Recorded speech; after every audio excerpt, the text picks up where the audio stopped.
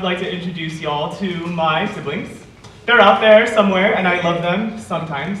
And as you can imagine, being the oldest of four, it's pretty hard to pick what to watch on television. But we all agreed that one of our favorite shows was The Legend of Korra. Yes. In The Legend of Korra, a large proportion of the population is born with the ability to control one of four elements: water, earth, air, or fire, if they want to show up. And the Avatar is the only person born with the ability to control all four, and therefore has the responsibility to bring balance to the world. And so the newest Avatar, Korra, takes on embodiments of communism, theocracy, anarchy, and even fascism.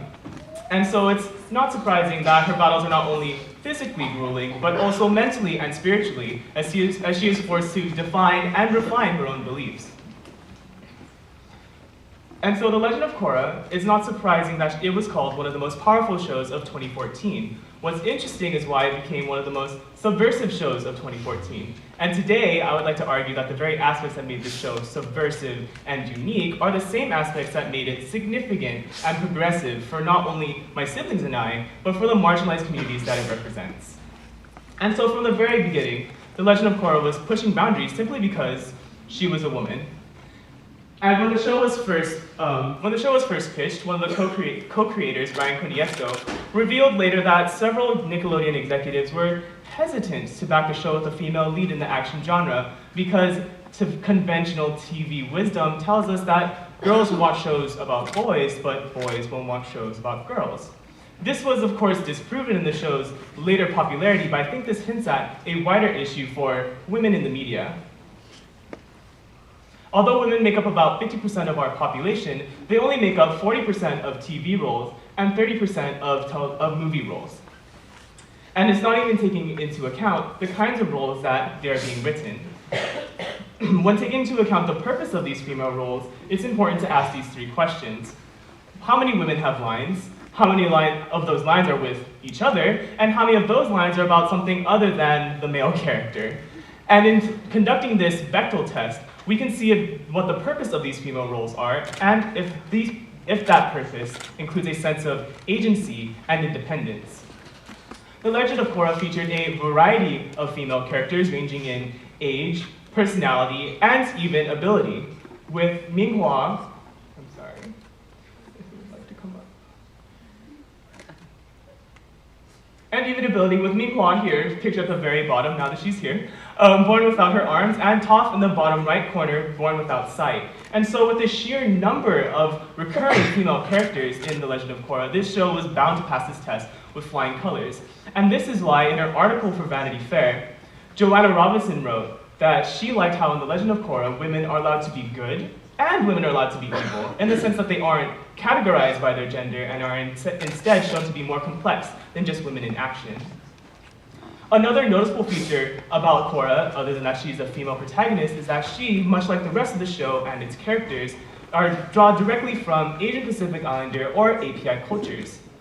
And unfortunately, a lot like women in the media, APIs are grossly underrepresented.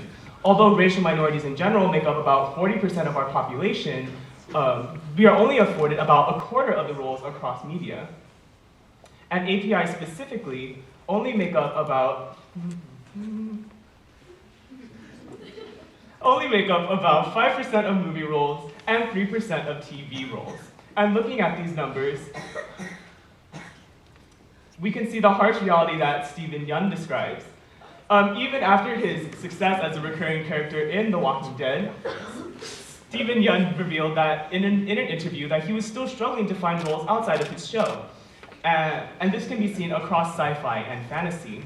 Dae Kim, who stars in Lost and Hawaii Five-0, told People magazine that he couldn't imagine being casted in some of his favorite shows like The Lord of the Rings or Star Wars, simply because even these shows fail to cast APIs. And for me, I thought it was rather strange that even in universes with hundreds of different races, that casting agencies could fail to fit APIs or people of color, POCs, in general. And that's when I found an interesting YouTube channel called Every Word Spoken by a POC in Blank, and which I looked up The Lord of the Rings, one of Kim's favorites, and of the 558 minutes that make up the Lord of the Rings trilogy, every line spoken by a POC can be amounted to a whopping 42 seconds. Oh, whoa. And so since they didn't have Star Wars, I looked up one of my own personal favorites, a little-known series, I don't know if y'all have heard of it, called Harry Potter. And of the 1,179 minutes that make up that series, every line amounted to 6 minutes. And that's across 8 movies. Granted, this doesn't take into account how many minutes have no lines at all, but I think this only reinforces the idea that POCs, and therefore APIs, are largely invisible even in sci-fi and fantasy.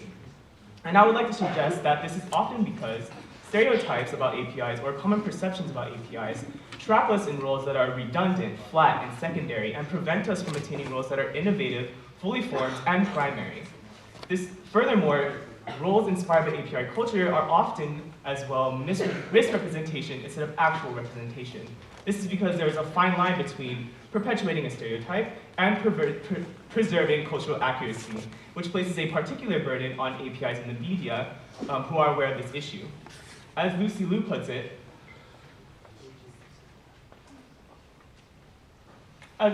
you're not Asian enough, and then you're not American enough, simply because there aren't enough APIs in the media to do our community justice.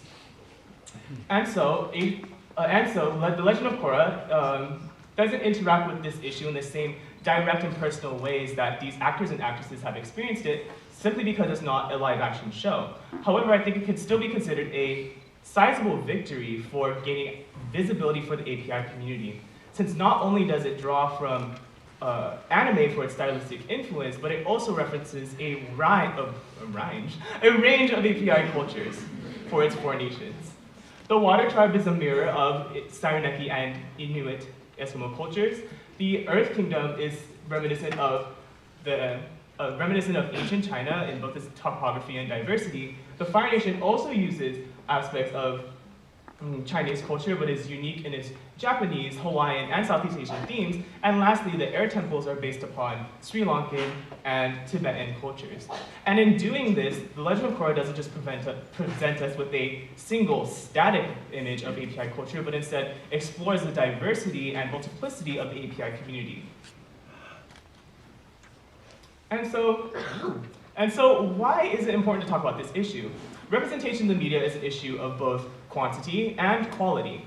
A lack of or absence of representation in the media implies the negligible roles marginalized communities play in our society's history and discourse. However, quality is just as important. Studies show that consistent exposure to media as it is helps shape our stereotypes, which in turn affect our social judgments, our emotions, and our behaviors.